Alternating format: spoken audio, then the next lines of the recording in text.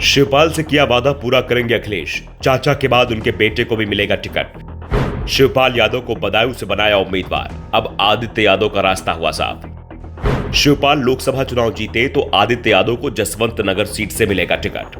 चाचा शिवपाल लंबे समय से इंतजार कर रहे थे कि भतीजा कोई काम देगा। लोकसभा चुनाव में परिवार के सभी सदस्यों को एक के बाद एक टिकट दिए जाने का ऐलान हो रहा था, लेकिन शिवपाल यादव का नाम नहीं आ रहा था। लेकिन तीसरी सूची में अखिलेश ने चाचा की सभी नाराजगियों को दूर कर दिया। मुलायम परिवार की सीट बदायूं से अखिलेश ने शिवपाल यादव को टिकट दे दिया। पहली सूची में इस सीट से धर्मेंद्र यादव के नाम का ऐलान किया था। वैसे धर्मेंद्र 6 महीने से ही यहां चुनाव की तैयारियां कर रहे थे, लेकिन अब अखिलेश ने भाई की जगह चाचा पर दांव लगाया है। धर्मेंद्र का टिकट काटा गया है। इसके साथ उन्हें कन्नौज और आजमगढ़ का प्रभारी बना दिया गया है। 1.5 साल पहले धर्मेंद्र यादव आजमगढ़ से लोकसभा का उपचुनाव लड़े थे, लेकिन हार गए थे। वो 2 चुनाव लगातार हार गए हैं। शायद इसी के चलते अखिलेश ने धर्मेंद्र को तीसरी बार टिकट नहीं दिया है। शिवपाल यादव को बदायूं से उतारकर एक तरह से उनके बेटे आदित्य यादव का रास्ता भी साफ कर दिया गया है।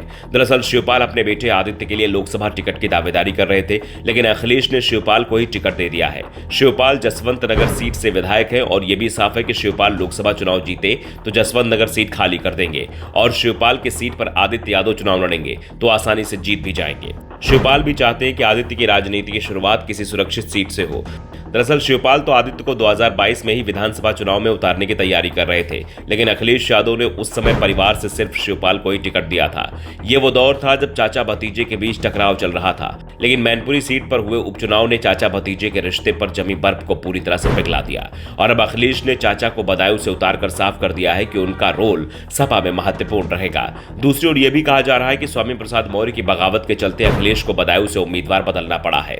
दरअसल सपा की पहली सूची जब जारी की गई तो उसमें बदायूं सीट के उम्मीदवार के तौर पर धर्मेंद्र यादव का नाम था। उस समय तक स्वामी प्रसाद मौर्य की बगावत सामने नहीं आई थी। दरअसल स्वामी प्रसाद मौर्य की बेटी संघमित्रा मौर्य बदायूं लोकसभा सीट से बीजेपी की टिकट पर 2019 के लोकसभा चुनाव में उतरी थी और उन्होंने धर्मेंद्र यादव को हराया था। स्वामी को उम्मीद थी कि अखिलेश सपा का टिकट उनकी बेटी को देंगे, लेकिन जब अखिलेश ने बदायूं सीट से धर्मेंद्र को उतारा तो उन्होंने बगावत कर दी।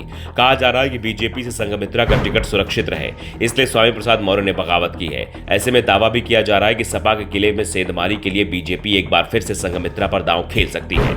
इसके साथ यह भी कहा जा रहा है कि भले ही बदायूं से अभी धर्मेंद्र यादव की स्थिति मजबूत दिखाई दे रही थी, लेकिन समीकरण पलटने में समय नहीं लगता।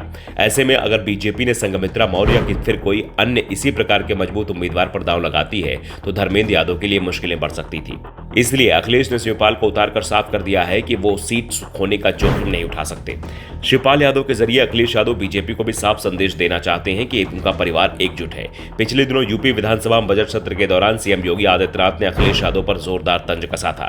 उन्होंने कहा था, चच्चू को आपने नजरअंदाज कर दिया। इस प्रकार का संदेश वोटरों के बीच ना जाए, इसको रोकने के लिए अखिलेश यादव ने बदायूं सीट से शिवपाल यादव की उम्मीदवारी तय कर दी है। अब देखना होगा कि शिवपाल यादव इस सीट पर समाजवादी पार्टी को जीत दिलाने में कामयाब होते हैं या फिर उन्हें भी धर्मेंद्र यादव जैसी स्थिति का सामना करना पड़ता है।